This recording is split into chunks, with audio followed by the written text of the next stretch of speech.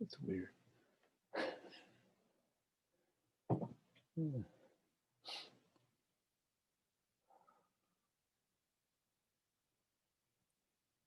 Hello, Mercy. You gonna join us? No, you're not. Okay.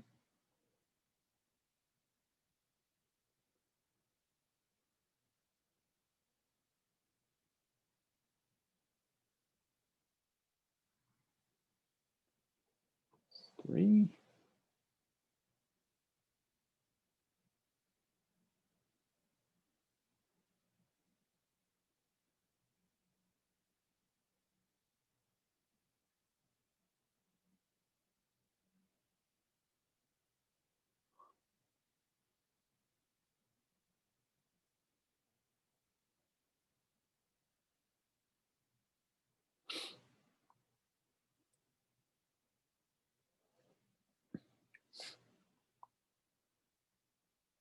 Well, good evening.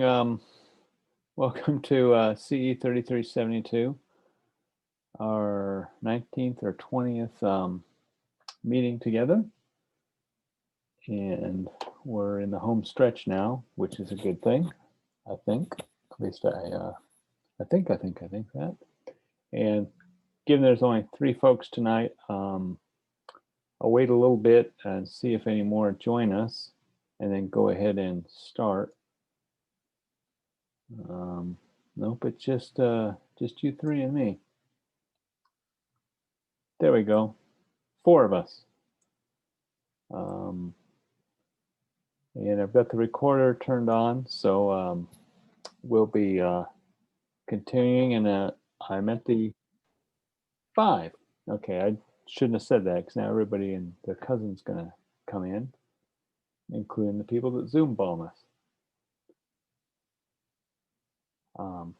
Okay, so we'll formally start now. So I'm on our Blackboard site, and I'm about to go into the lesson collection. But if you're astute, you'll notice some things have changed. And if you attempted to visit the atomickitty.ddns.net since Friday, you found out you can't get there. And that's because the Atomic Kitty, which is right here, is dead.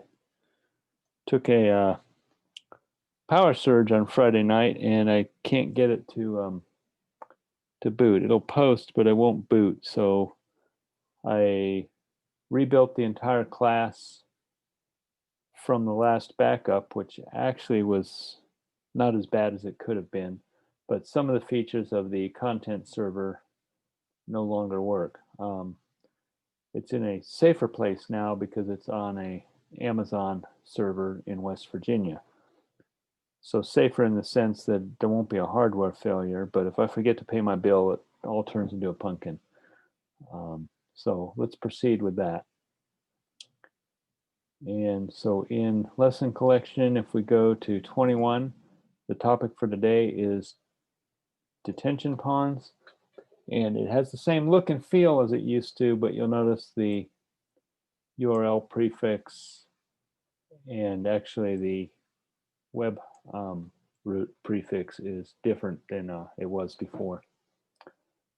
So everything works the same. The EPA net in a box, swim in a box still work, except they go directly to their connectors. And the web tools goes to a backup server, which is incomplete. So some of these don't work. Actually, a lot of them don't work. I was being a little bit ambitious. And this one, yeah, this doesn't work. That doesn't work. So most of the functionality is there, but we've lost a few of the web tools and some other functions. That's the way of the modern internet world. Today we're going to look at detention pond simulation, and we'll illustrate it using a simple example. And we'll also look at a slightly more, well, not more complex, but a more thorough example. And if there is a little bit of time remaining, we'll look at a real swim model of Marcia Sharp Freeway up by Texas Tech campus.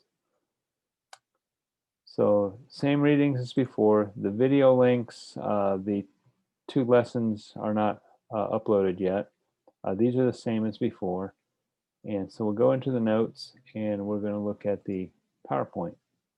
We'll open it and hope that this works.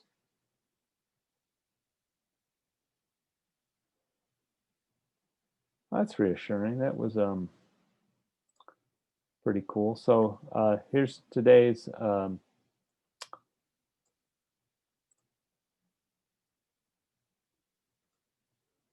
lesson. Let me get this down here in the corner, kind of out of the way.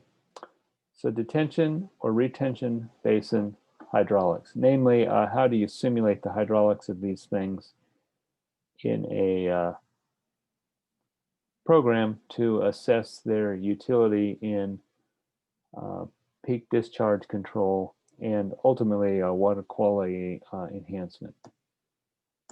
Oh, it doesn't want to work today.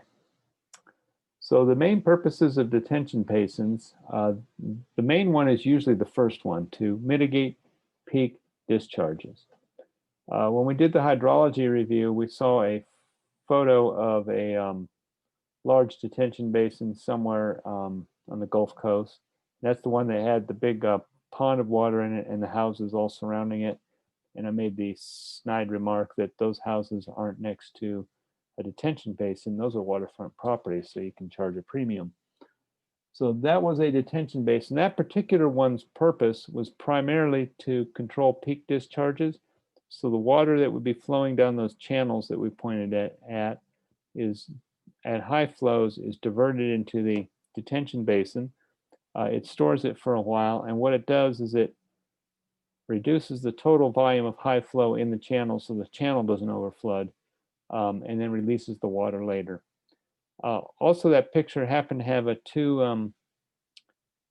it was a 2-cell unit with a connector in between it, so it was probably some kind of water quality benefit was designed into it, which is the second reason that detention basins get used, is to provide water quality benefit. And the way they do that is by taking that high flow water and temporarily storing it for an hour or two, has a fairly substantial reduction in nutrients and total suspended solids.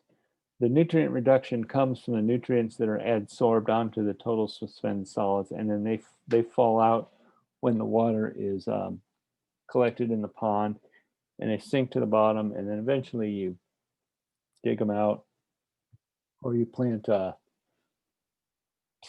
plants and trees and use them for soil.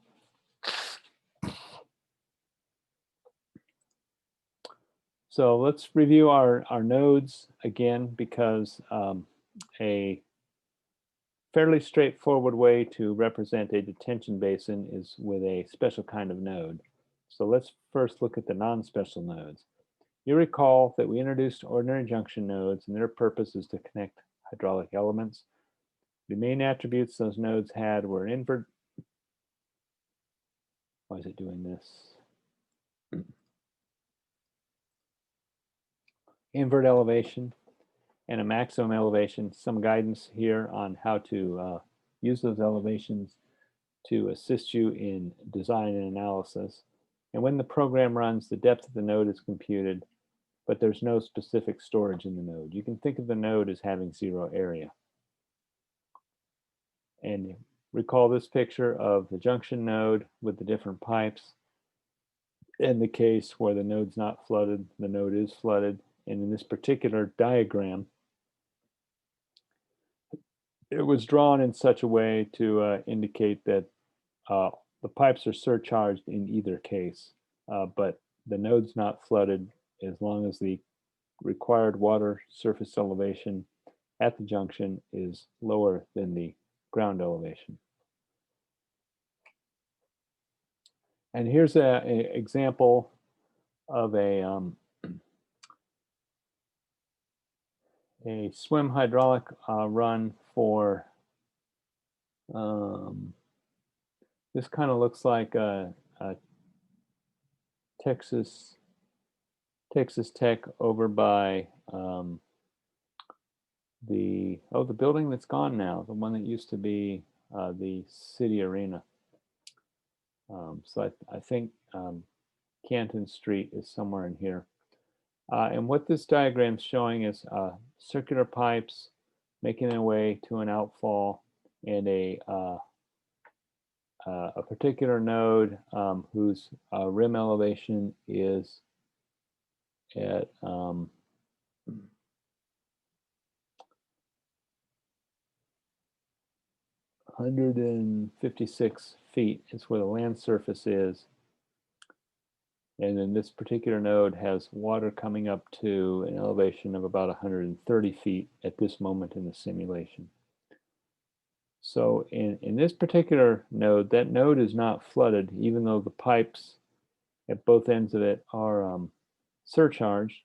We come down to this node, 16109, and in this case, the node is not flooded, and the water is transitioning from surcharge flow to free surface flow right here. Moving upstream from this central location, this node is probably flooded because our hydraulic grade line and the node rim elevation are at the same point. Same for this one. So this is a typical type of swim output, and there's probably more model than represented with this picture. So this is just a piece of a model that's been pulled out to illustrate some features regarding surcharge.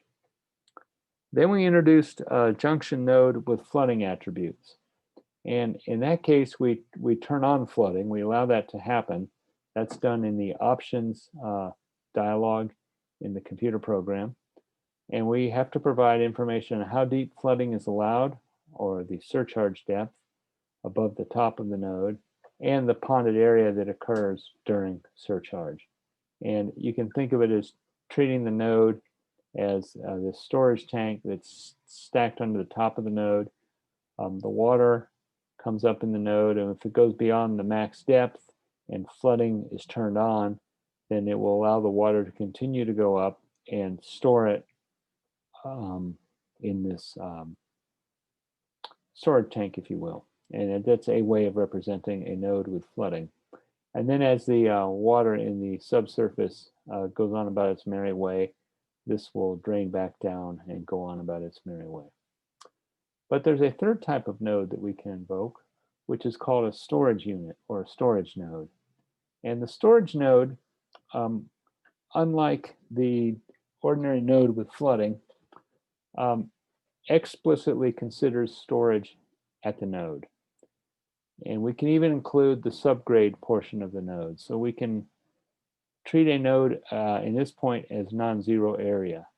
So for example, we could have a vertical shaft coming up out of the ground that's 4 feet in diameter. That'd be a pretty big manhole shaft, but they exist. And we could explicitly account for that 4-foot diameter of pipe coming up to the surface. And then at the surface, we could represent the nearby land surface conditions as depth storage information. So the required input for storage node, it's the same as an ordinary node with the added information of a depth area relationship, either provided in a tabular or a functional format. By functional, the function's a power law model. It's already built in. You would just provide a couple of constants. So I think the functional one, as a practical matter, is not terribly useful for actual simulations, but it is useful for initially building and constructing a model to be sure that the connectivity is all correct, because these models can get pretty complex. You want to be sure the connectivity is working right before you go to the effort of entering the tabular information. These types of nodes are useful for detention ponds, which is the focus of today's discussion, and modeling multiple level inlet and outlet hydraulics.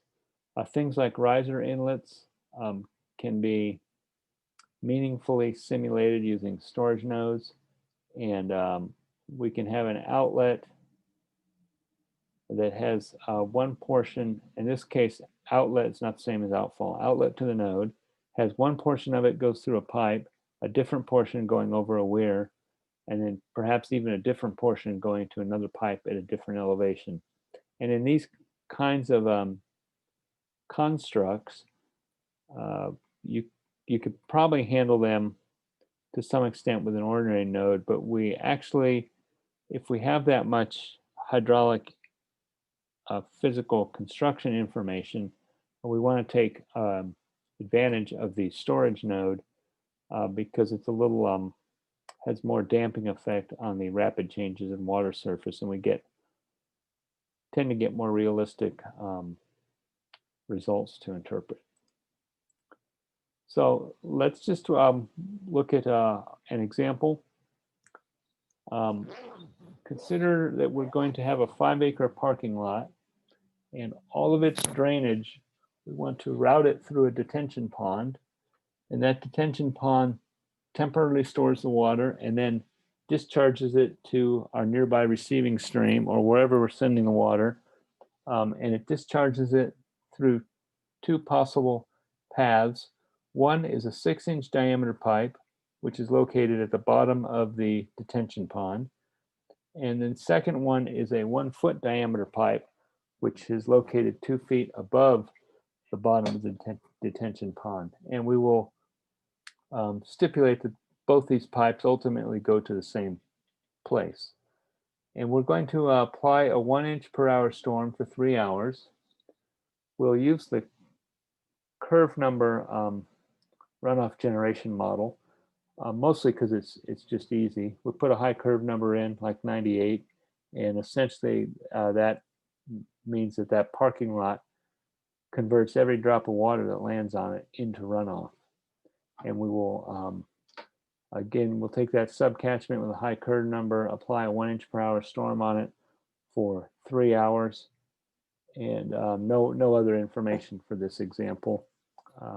And let's see how we would build that. So first, it's useful to draw a picture. So here's our parking lot represented by this diamond area right here. We're told it's 5 acres, has a curve number of 98, and we have no further information, so we use the default outlet routing that's built into the program, and we'll just use the default 500-foot width for the parking lot, which would be a pretty good sized parking lot. And we'll have 1-inch per hour for 3 hours. And so here's Puffy the cloud and doing lightning the bolt, which causes Ricky the raindrop to come onto the watershed, become runoff. And that runoff is going to be directed to a detention pond, which in this picture is depicted as this tank with the label detention pond on it. And so the water will fall into the bottom of that detention pond and pond, if you will. Because we've located the 6-inch outlet pipe right at the bottom, as soon as water stores in the pond, there's going to be outflow. And in many instances, that's sufficiently correct enough conceptualization. In other cases, if the ponds are sizable, there might be a certain amount of time for the water to get from one end of the pond to the other, and we would have to take advantage of the routing features in SWM to manage that. But in this case, we're neglecting that. And then as the water gets, if there's enough runoff and the water gets deeper and it gets up to the height of this 1-foot pipe, then there's flow through the 1-foot pipe. The 6-inch and 1-foot ultimately connect downstream somewhere, and we'll conceptualize that as some ordinary node. Think of it as a collector node, and then leaving the ordinary node, we'll just have a large diameter conduit to take water to the outfall. The reason we have to do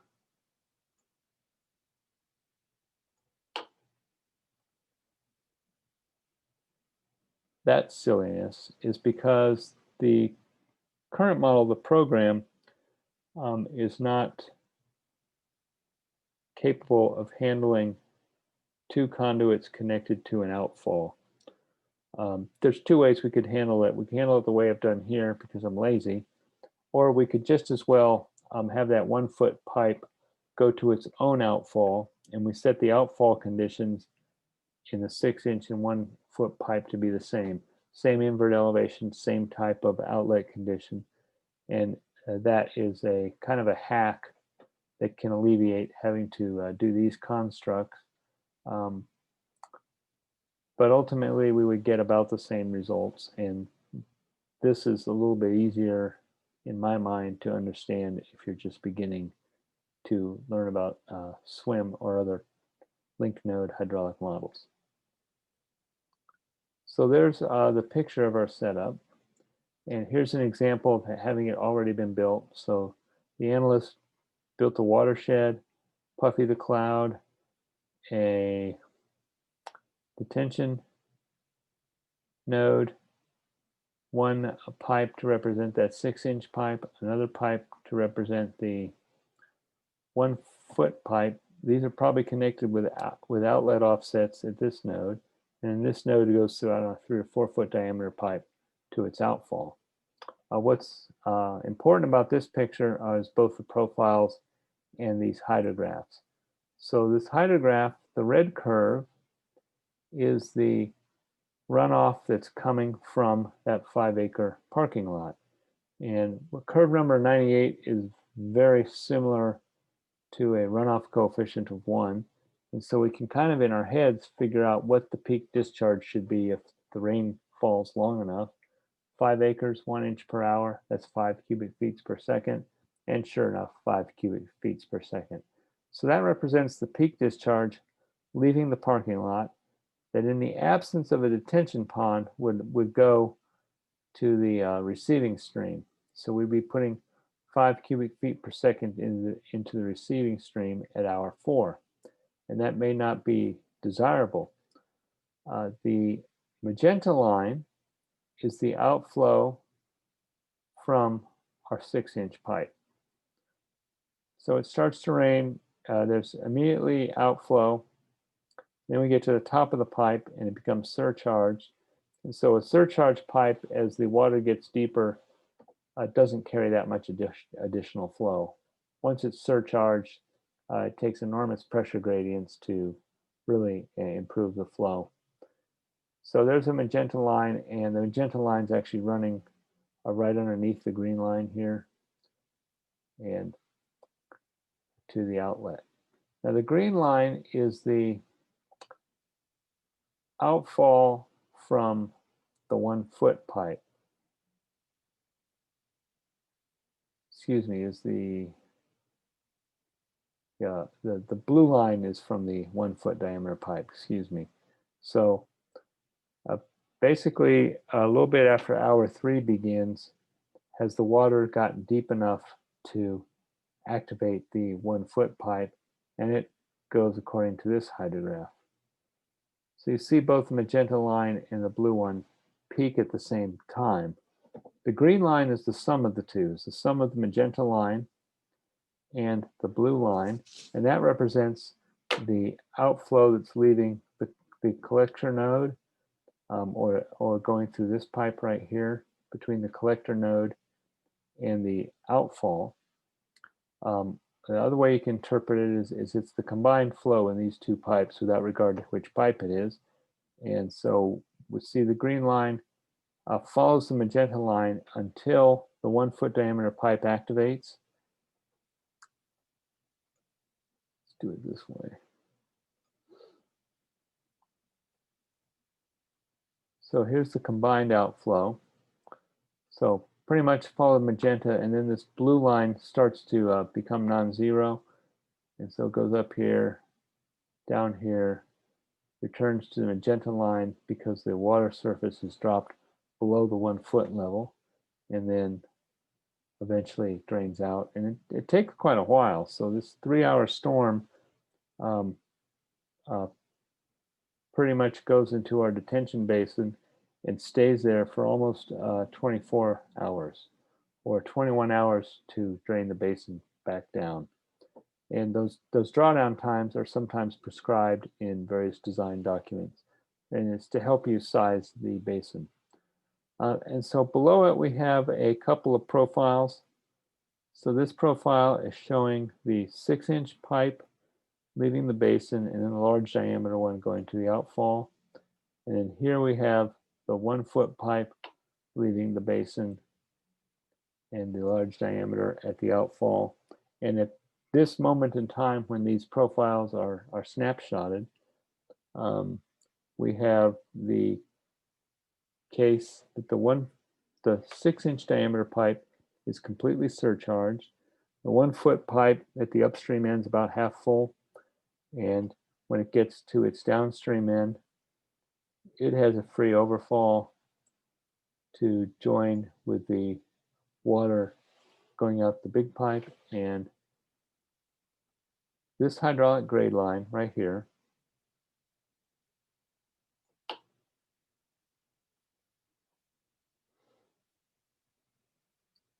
and this hydraulic grade line right here are the same. The only meaningful difference is right in the vicinity of the node, the program has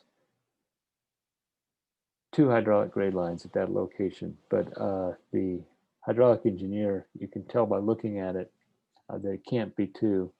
And so what's occurring there is the water is having to free overfall to get into the big pipe here.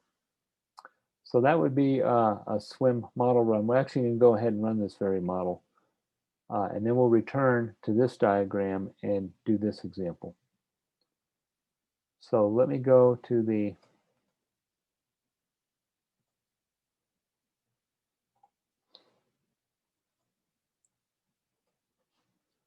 swim in a box and get my usual warning message.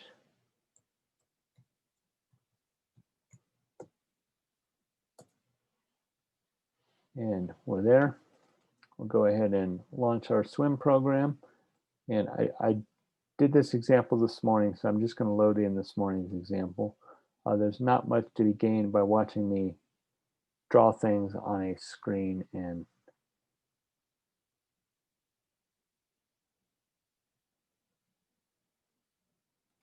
talk about it while I'm doing it. So here's the model. We'll go look at the parts in a second. We have a model that kind of replicates the diagram. So Puffy the cloud,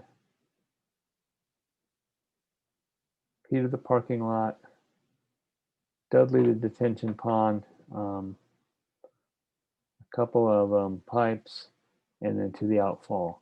So Puffy the cloud, Wally the watershed or the parking lot, and then that subcatchment is routed to our storage unit, and then it exits the 2 pipes. So let's first look at the rain gauge, and we'll look at what the 3-hour storm looks like. So this one's set up that hour 0 has 0 inches per hour. I'm going to change that for no particular reason other than I just want to change something. So we have hour 1, hour 2, that's only a 2-hour storm. Let me close that, put that 3rd hour in.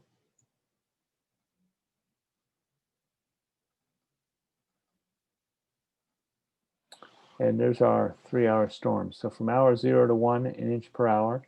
From hour 1 to 2, an inch per hour. From hour 2 to 3, an inch per hour. And from hour 3 to 4, it drops down to 0.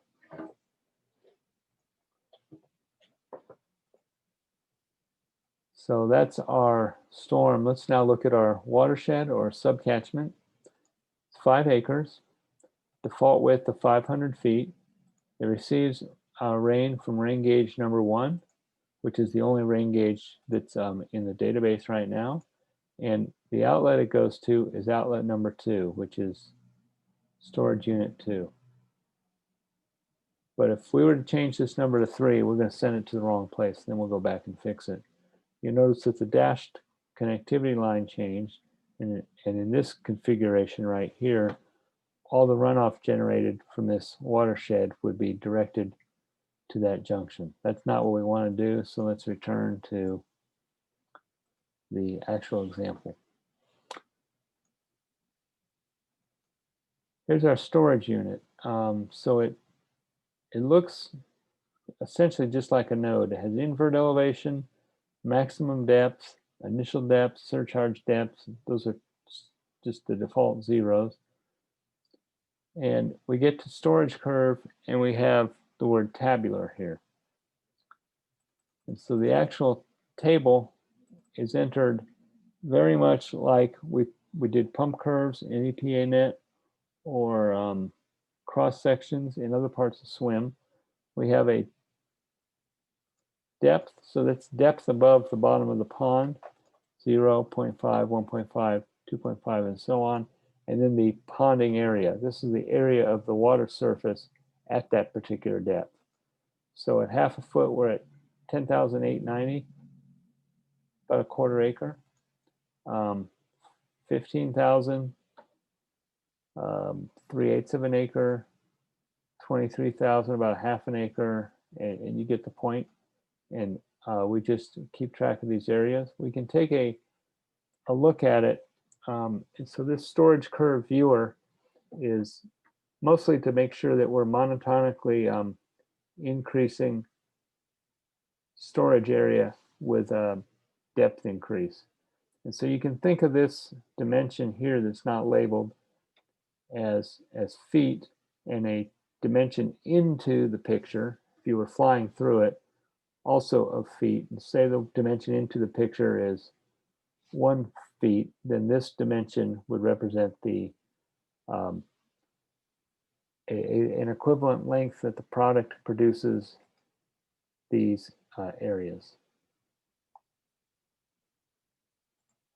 See, I think I need to close that one first and then choose OK on that one. So that's our storage node. So actually really not much more complicated than a regular node, although we have to remember to provide the depth area information. Now here we have our 6-inch pipe. Key thing here is the inlet offsets are 0, so it's connecting to the bottom of those nodes. And here we have our 1-foot pipe, and you see that it's connecting 2 feet above the bottom of the nodes at each end.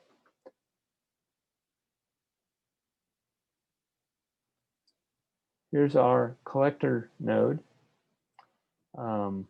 Nothing special there. Its invert elevation is set to 2. Maximum depth allowed is 6.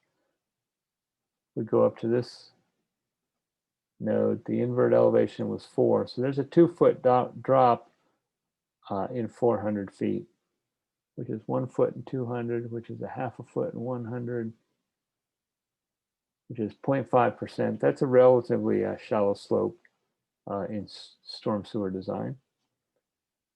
And the max depth is set to 6. And finally, we have our large diameter, which I chose as 4 foot, 400 feet. And that connects to our outfall, which is at elevation 0. So now we're dropping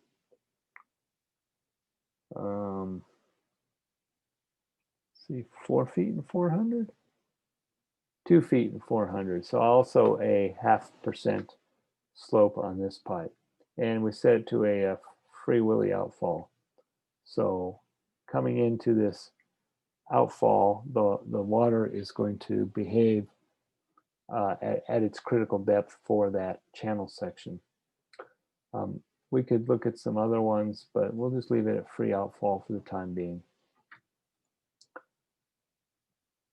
Okay, so that's our simulation. It should be set to run. We did the run baby run button, and now it's run, and we can do things like we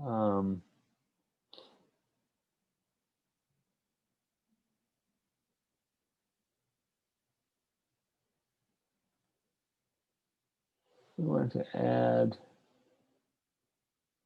subcatchment. We'll put in the runoff. There is no such project. Okay. That looks like a subcatchment to me. Okay, we can use subcatchment runoff. And I think I can add flow.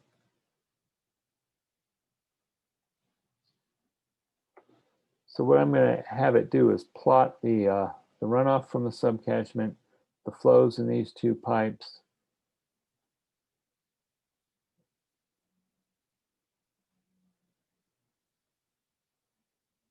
and the flow in that pipe. I believe you can handle up to 6, and then it runs out of colors. So we'll press the okie dokie, and there are our flows. So this is coming off the catchment. Blue line is the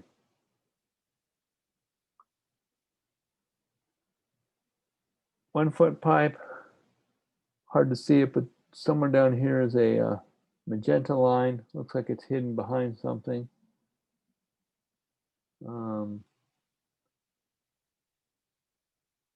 Actually, it looks like I never put the lower pipe in. So I missed one, which happens from time to time. So we can see the different contributions to flow. The green one is the outfall pipe. That's the combined flow going off to the outfall. And that's looking at the flows. Our next thing of interest would be the profiles. We start there, end there.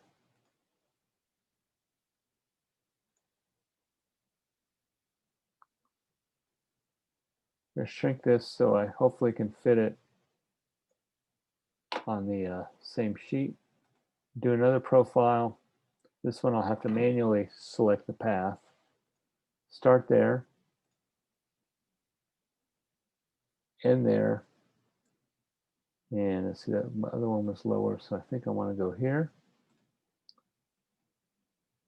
here, press the okie dokie, and there's what I want. The green, if you can imagine, represents the top of the hydraulic elements. So if the max depths were set to coincide with the land surface, then you can think of the green as coincident with the land surface. So let's shrink this one. I will kill that one. And I think on top of each other makes a lot of sense.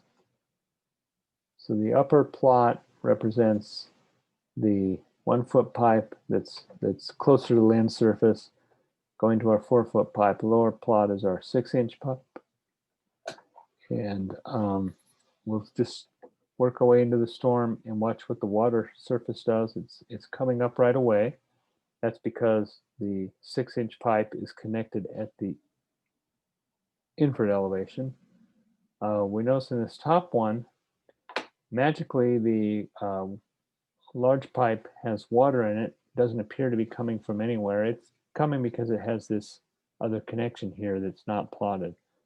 Unfortunately, the free interface, the one we can download from EPANet, cannot plot these two pipes on the same plot.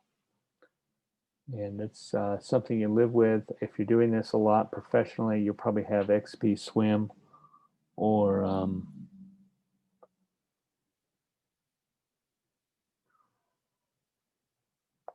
water gems, which does make those kind of plots for you. So we'll work our way through the storm. Our 6-inch pipe is full, so it really can't carry a whole lot more flow. It's trying.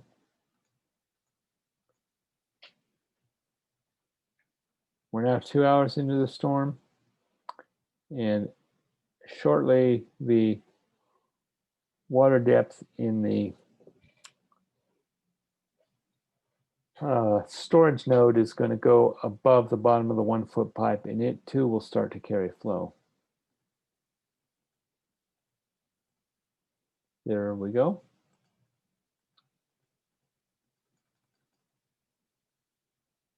And then when we get to 0, it will start to decline again as the system drains.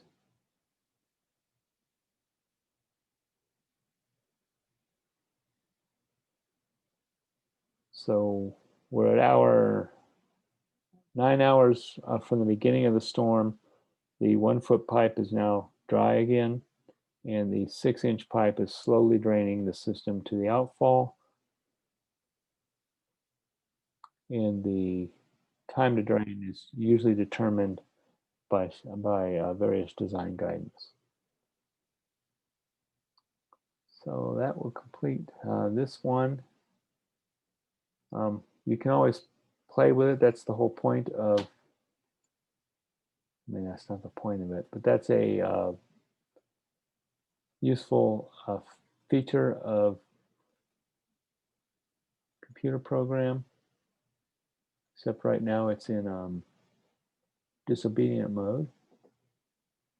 And now it's got the spinning fish, which is probably its way of saying it wants to break. There we go. We can get out of the storm. Let's increase the rainfall a little bit.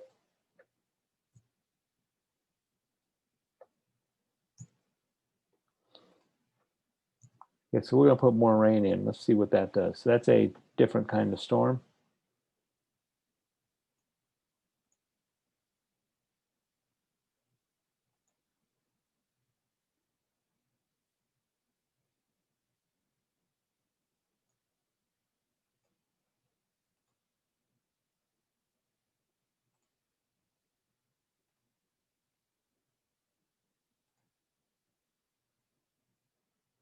Let's look at what happens now.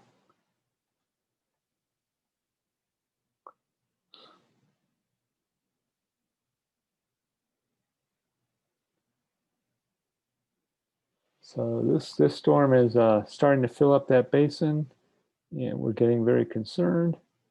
We're looking at the edge of the basin going, how high is the water? And whew, didn't go above the max depth, so it contained all the water, and now it's doing its draining. And at the end of the 23-hour simulation, I don't think it'll be entirely drained, but we might have the 1-foot pipe dry by then. Sure enough, we do. And now the slow drawdown time conferred by the 6-inch pipe doing its thing to drain our basin in anticipation of the next storm.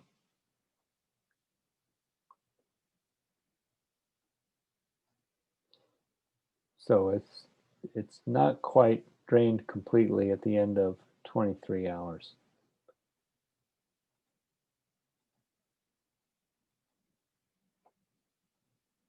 So that's our first example. I'll leave that thing alive and running. Let's move on to our next one. So this one, the main difference is this is illustrating how that depth area table is constructed. So here's a plan view of a detention pond.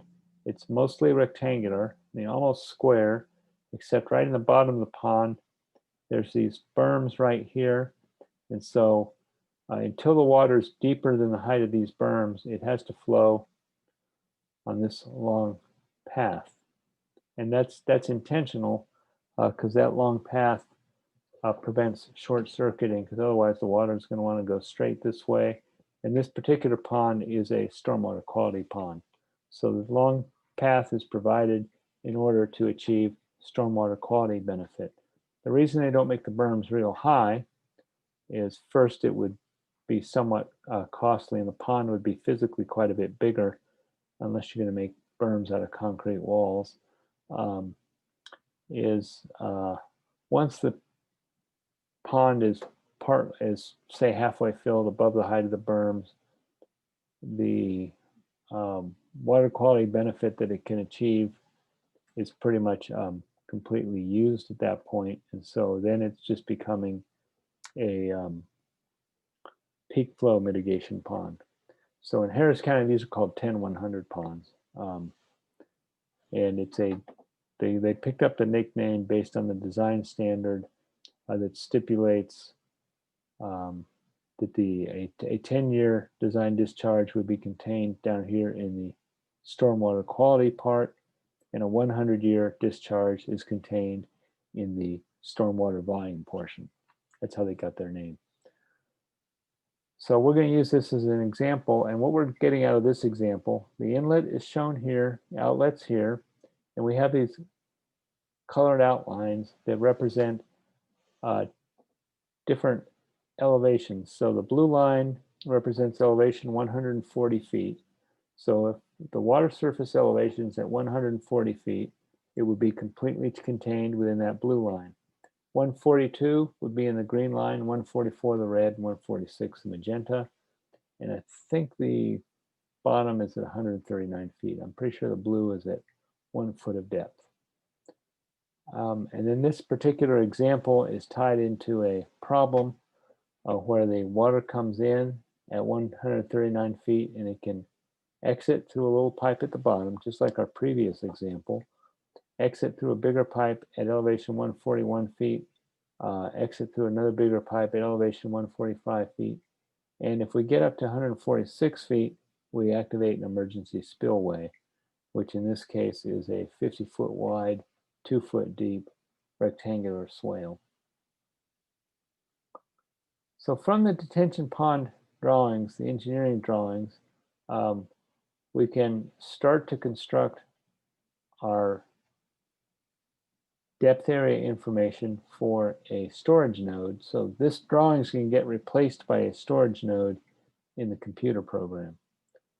So we use the drawing to determine the depth area of the pond. And the way we would do that would be to choose an elevation, subtract off the bottom of the pond, that gives us a depth, then find the pool area associated with that elevation, and then record the depth and the pool area somewhere, and that's what we're going to enter into our computer model. So here we go through those steps. So at a flow depth of 1/2 foot, the blue area indicated in the drawing is where all the water is to be contained, and that corresponds to about 1/4 acre. We go up to 1.5 feet, and we're 0.35 acres. We go up to 2.5 feet of depth, or a pool elevation of 142 feet above mean sea level, we're at 0.55 acres. We go to 143 feet elevation for a flow depth of 3.5 feet, we're at 0.7 acres. 4.5 feet, 0.9 acres. 5.5, 1.2 acres. 8.5, 1.85 acres. And we go any deeper, and the water is going to exit over this emergency swale here. Although this looks like it's designed to actually bring water into the pond if it gets too deep. So that's odd. Any deeper, we'd be inundating offsite property. As far as water control, any deeper, and our system has failed us. I mean, it would still work, it would still do something, but it has failed us as far as we're concerned, because presumably we're designing it for a particular design storm. And so when that happens, we would say, oh, I need to make the basin bigger. Then we would enter that information into SWM. The main thing we need to do would be to provide the storage tabular information and then apply a rainfall, and then we can simulate the pond filling and draining and an outflow hydrograph and use that to determine the effectiveness of the pond. So let's go see that particular example live. So again, that was available this morning, so we'll take a look at that. I want to do this one.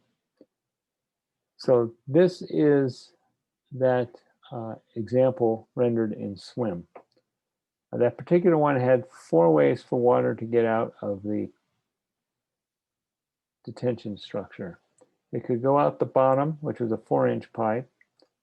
It could go out an 8-inch pipe, which is not on the bottom. I believe that's a foot off the bottom. It could go out another 8-inch pipe, which is 2 feet off the bottom, or it can go out the overflow swale. And like before, these all connect to a common receiving point, and then there's a big conduit to take it away. So let's examine these conduits first. You see that the bottom one has no offsets, so it's connected at the bottom of the pond. It's circular, it's 1/3 of a foot diameter, which is 4 inches. Move to the next one, 8-inch pipe, and it's offset 2 feet from the bottom, both inlet and outlet. This one's offset 6 feet from the bottom, both inlet and outlet. And here's our rectangular swale, and it's a 2 foot deep, 50 foot wide rectangular channel. That's our overflow. Here's our storage node. See the keyword tabular has been identified, so it's expecting a curve which we've named detention, and this curve has the depth area for 0, 1 foot, 3, 5, 7, and 8. In the development of that, there were intermediate ones which were left out when we did the rapid example, but the prudent engineer would insert the intermediate values so that they have a good representation of the storage curve. If we look at a view at it, we see that as the water level rises, the storage area increases until we get to 7 feet, and then it's a straight or glass wall going up from there. So as far as the program is concerned, it is as if there are vertical walls around this thing, and the storage is available.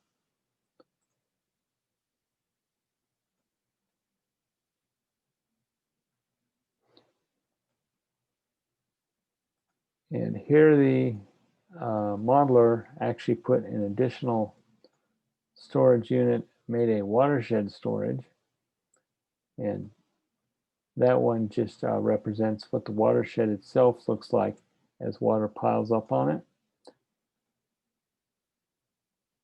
And it's 392 square feet is quite a lot of acres. About 10. So that's our watershed storage. And then the actual runoff generator is this subcatchment, which has a curve number of, supposed to have a curve number of 75. It looks like it's using Horton the Who. Well, we'll go ahead and change that and make it correct. It says our subcatchment is curve number 75. So to do that, we go to our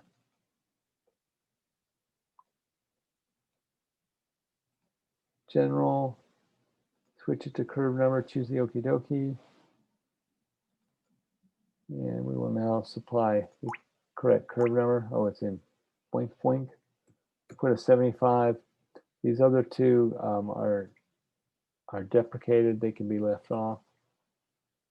So now we've built our watershed, and we have 3 inches per hour coming in, starting at hour 1, ending at hour 8. Not a very interesting plot. And so now we'll run our simulation. It's done. Let's first look at the subcatchment runoff. So there's the runoff from the subcatchment, 27 cubic feet per second. Now let's look at the on-watershed storage.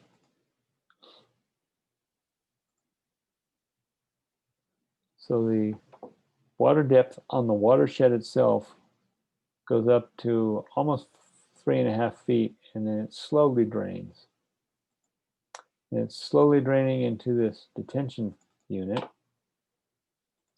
We'll look at its depth.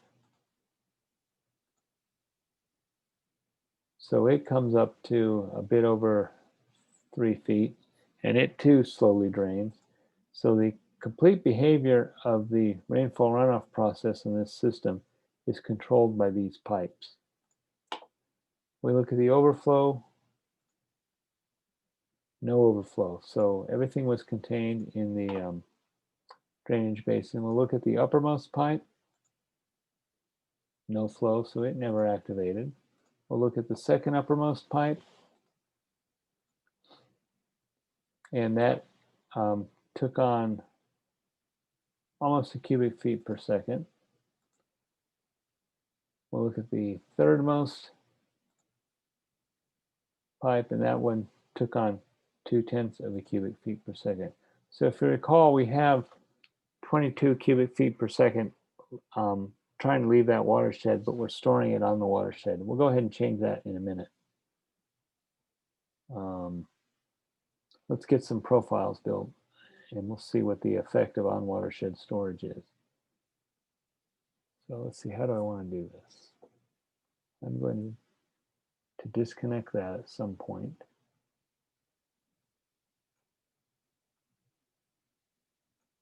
So I will go from here to here, and I will choose my own path. Make your own kind of music. So there's one profile, and we know that we in this particular part of the simulation we only need 2. We need to be able to get to them. Now we'll make our second profile.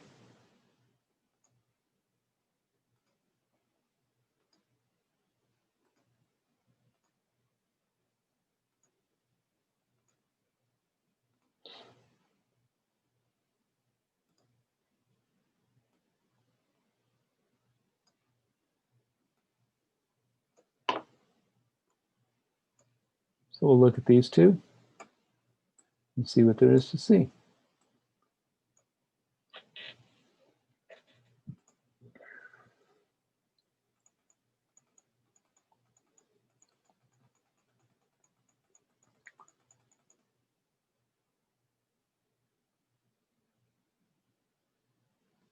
So these won't drain under the current conditions we have simulated, but it's currently taking all the water that comes to it, and that's a consequence of having the watershed itself have the ability to store water. But if we take that feature away,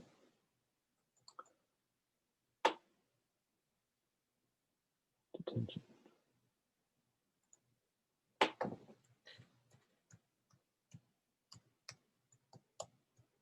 We send all that water to detention.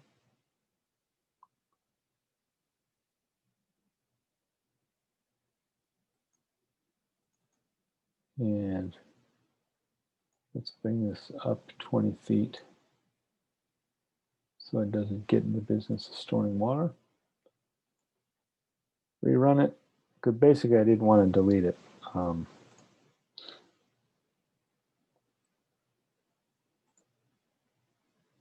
Let's now look at what's going on.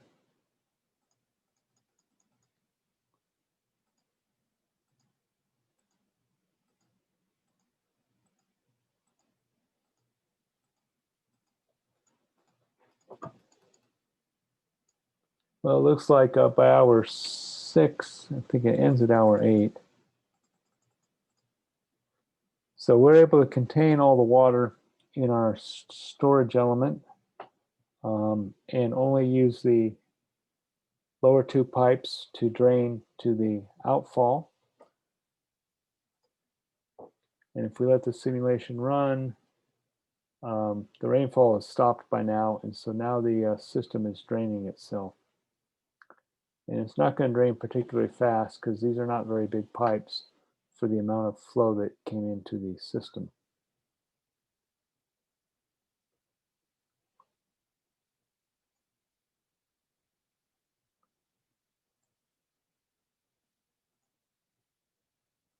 Stop the simulation. Let's go take a look at the depth in our storage unit.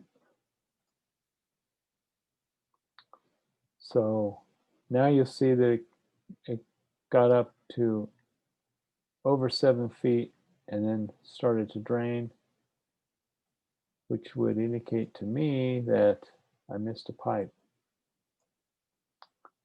because I'm pretty sure this pipe will be carrying some flow. We can check that by just looking at it. Yeah, it carries a few cubic feet a second for a while. And let's hope the overflow didn't carry any. Oh, most of the stuff went to overflow. So let me pitch this to you. What would, supposing we don't want that overflow swale to activate, what would be some design changes we could consider?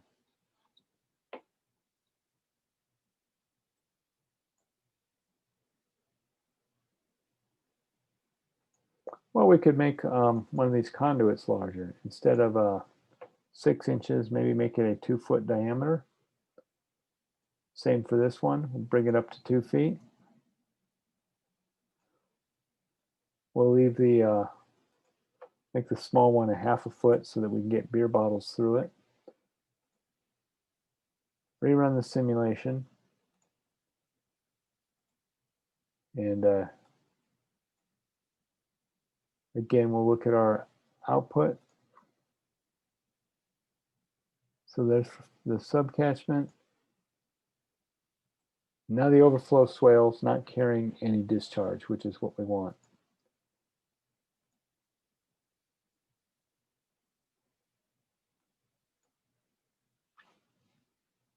So our lower pipe and our first pipe above it are still carrying flow, which is not a surprise. They have to. Let's see if this third pipe is conveying any flow. It's not, so we're now completely containing our runoff in the lower 2 pipes.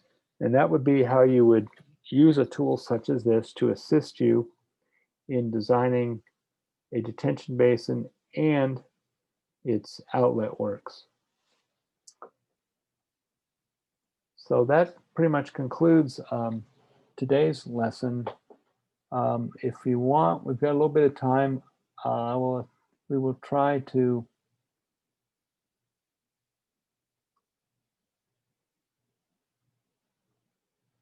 actually, I don't think I have the data here. I was going to try to show you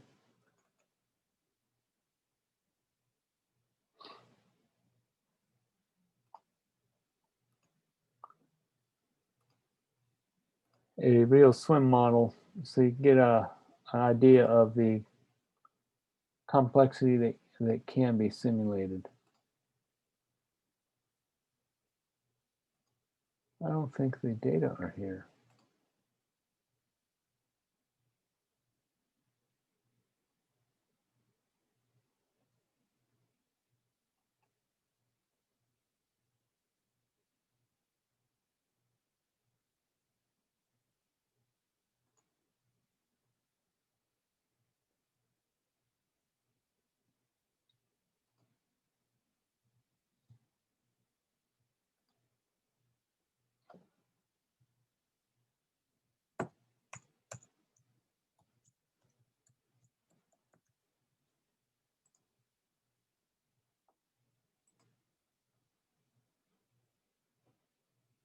So it's downloading the data now.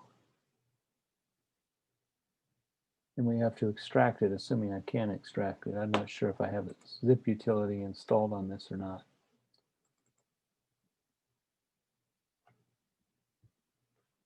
Okay.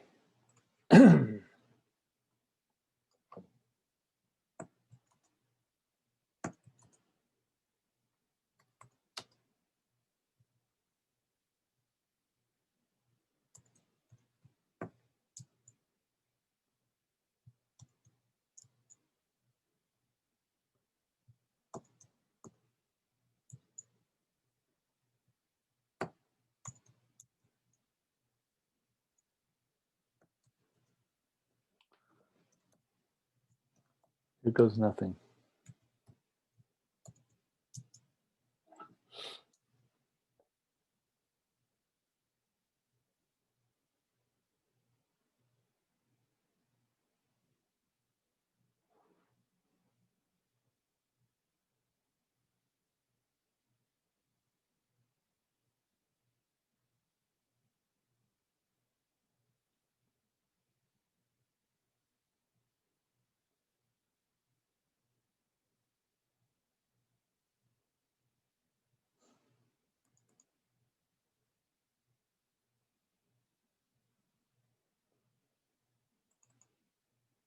Oh, I'm an idiot. I copied the wrong data.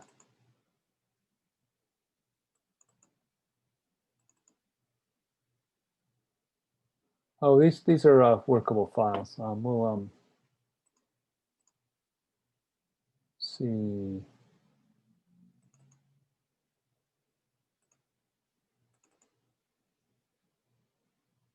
So here's what the background looks like. Wait for it.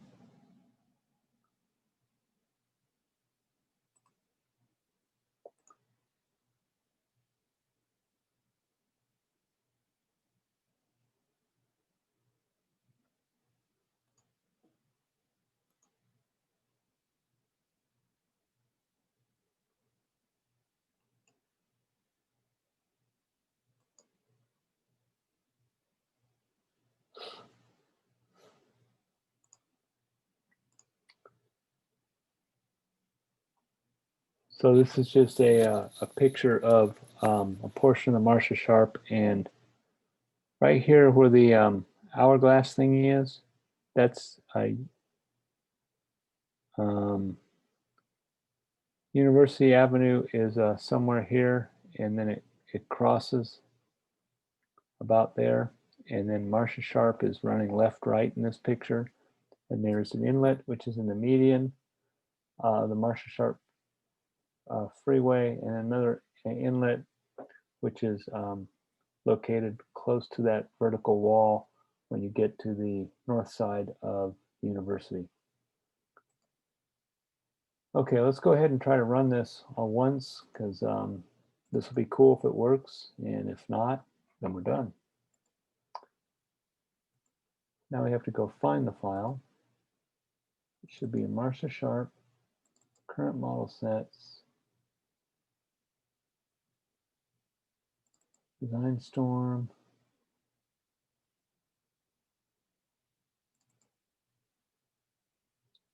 It's surface flow only.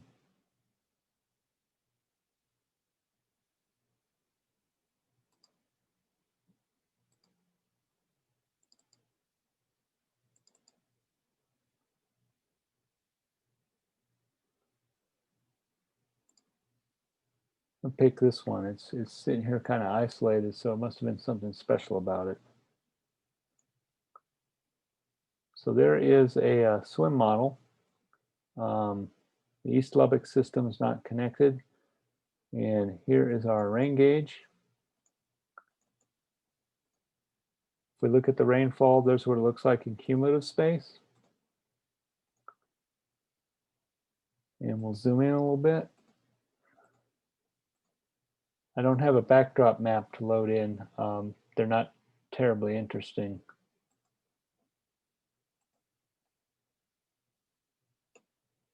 So here's university is running north-south about here.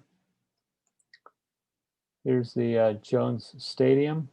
Here's this has all been rebuilt since this model was built, and this is University Street. You'll notice that there is a surface conduit, which is offset 6 feet above these various junctions, and there is a subsurface conduit, 2.5 foot diameter circular. And I wanted to show this so you get a little bit of feel of the magnitude of what swim models can be. This has got a lot of moving parts. Over here somewhere is the business school, and we move far enough, we get down to this end, which is by the United Market, that hamburger shop there, like Five Guys or something, and let's see what else is over there. Bingham's Barbecue is down here, and there's a Playa Lake here called Playa Lake 44. If we zoom in here a little bit, we can see how different things are represented. You'll notice extensive use of storage nodes. These black rectangles represent drainage areas. And the analyst chose not to deal with the drawing part and just represented them as drainage areas. So this drainage area drains to Playa Lake 1. Its name is line S. It has 124 acres, 1,000 feet wide, 0.48% slope, and various other features, outlet routing, and it's using curve number. Let's see what the curve number is, 99, so that is a pretty efficient generator of runoff. Look at this other one. Here's a subcatchment, drainage area F2B, which corresponds to a particular place. It's a pretty small area, 1/4 acre, 19 feet wide, almost 3% slope, outlet routing, and its curve number is, looks like that's an 83. So there's more infiltration in that location. And let me zoom out, and we will go ahead and run the simulation. See what happens.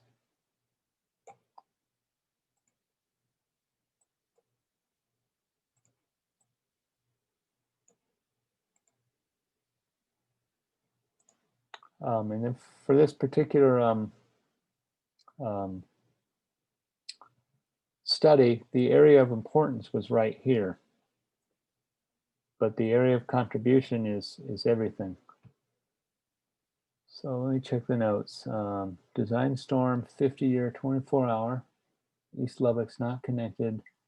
Stadium pump operating rules. Stadium external drainage allowed to pond.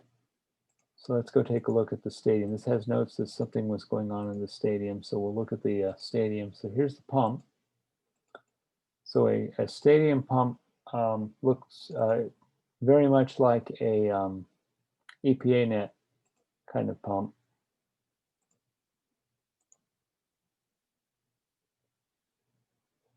Hopefully it just won't render the picture. So as the depth goes up, the flow rate goes up according to these set points, and apparently it can't draw the pump right now.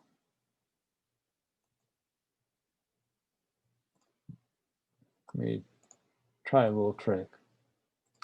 Let's just see if it doesn't like that right there. Now, this thing is just not going to work. All right, well, we won't worry about it. Hopefully the program itself will run. Jones Stadium is treated as its own storage node. It has a invert elevation. Oh, this is that modeling trick. And if we look at the Jones pump sump, this is what a case where we're doing the subgrade consideration. So we have the sump part, and then it gets out into the stadium proper. But this invert elevation being set there pretty much removes, hydraulically it removes everything upstream at that point. It's a modeling trick, so you don't have to add and remove features. Bearing in mind there's hundreds of nodes in this model. So now we'll zoom back out. Now I will attempt to run the model and see what happens. Okay, here goes nothing. Cool, it's working. Okay, so this particular model takes about 4 minutes to run on a laptop. I don't know what it's going to do on this server because I've never done it on this server. But it looks like it's going to be up in the 4-minute range. And when we get done, we'll just look at some features and then we'll call it a night. And that this particular SWM model uses almost every feature in SWM except the water quality part of it.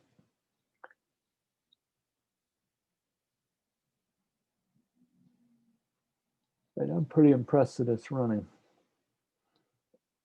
Well, not that it's running, that it's actually running fairly fast. I hope my CPU time Hope I have enough minutes left for today. When you're doing these cloud-based things, what you're buying on the cloud is a certain number of computation minutes a day. And moving files around doesn't use very much of them, but once you start doing computing, that's when you're burning into your budget. And once you go over your limit, it just hangs.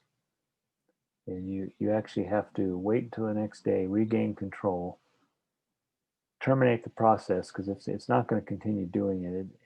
It just stops. I think with a more advanced payment plan, they may let you go over your allocation and then charge you. Kind of like the old days of cell phones, when you got the first 20 hours a month free, and then you paid $1 a minute once you went beyond your free status.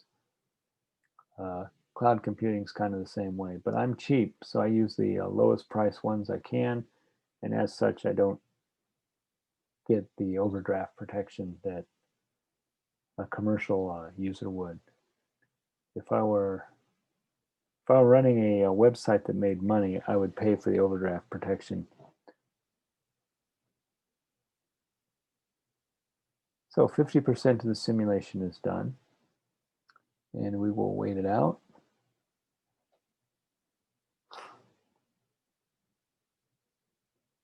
After about 75% completion, as I recall, I think it runs real fast because I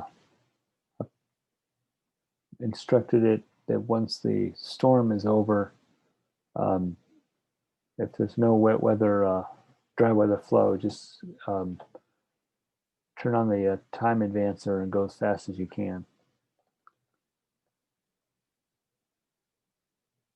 And all those additional features are documented in the application manual, the user manual, and the 3 technical manuals that are available from the EPA website. Once you graduate, if you end up using this professionally, it would be prudent for you to take a short course by one of the vendors, XP Swim or Bentley, because they will show you the far deeper features than I have.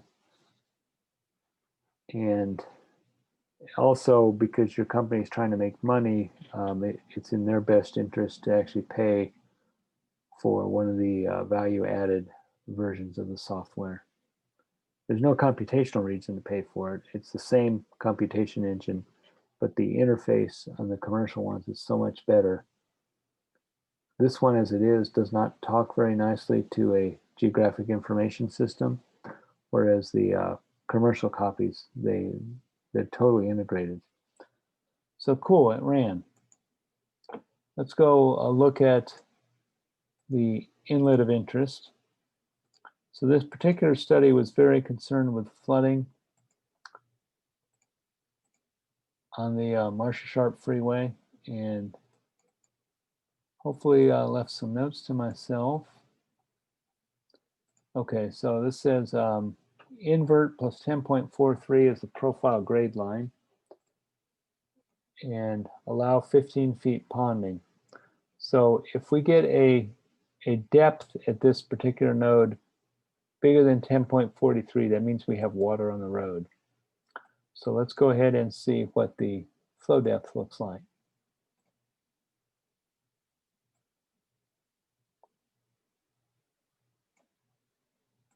So sure enough, we have flooding from hour 6 to about hour 9 in this instance. So that's 3 hours of water on the road. The magic number is 10.5. So we get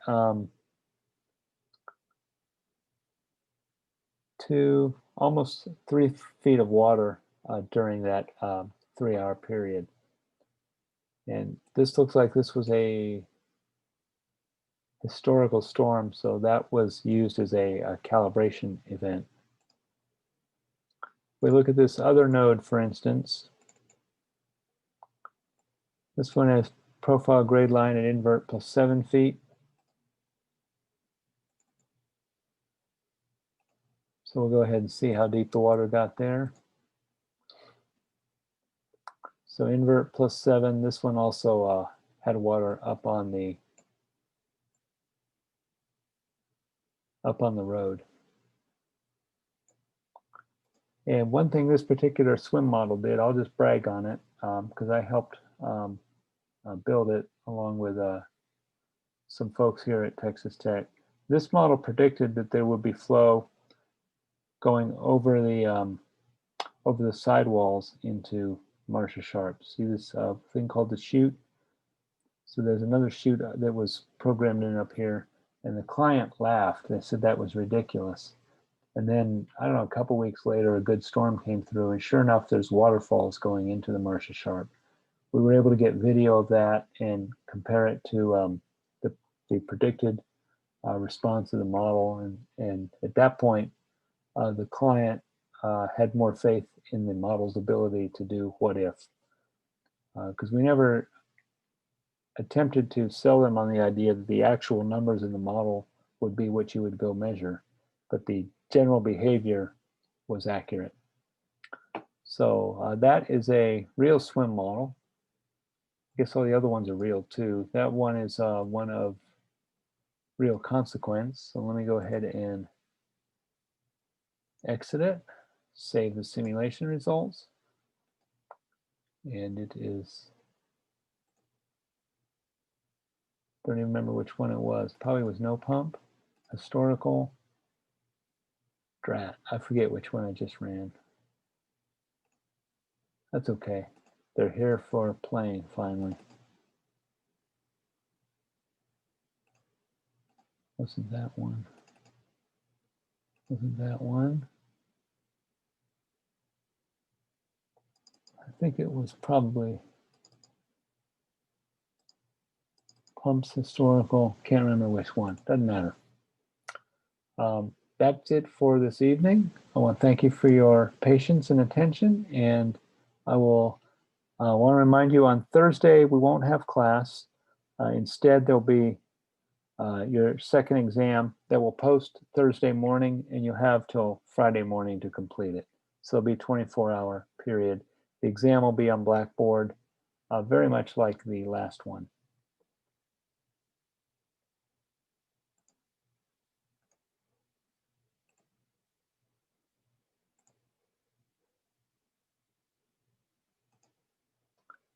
And I want to thank you all for sticking it out. That was really good. Thank you very much. If check the chat, larger outflow. Correct. That was the answer to the question when I asked what would be the thing we do to keep it from going in that overflow swale. Right. Yeah. No, that's what that was from. Yeah. Okay. So again, no class on Thursday, but there will be an exam posted on Blackboard. The exam's already written. I'm just going to go through it tomorrow and be sure that if you answer the correct, if you supply the correct answer, it gives you points for that, because my ability to program Blackboard is pretty limited. So I'll give it a first test, and then once I'm comfortable that it's working right, I will deploy it to the general world. And 24 hours should be more than enough time to complete it. It's not that long. It's mostly EPA-NET, a little bit of open channel flow stuff, stormwater stuff. So with that, I will call it an evening. Thank you very much for your patience and attention. Have a good day tomorrow, and have a good evening tonight. Goodbye.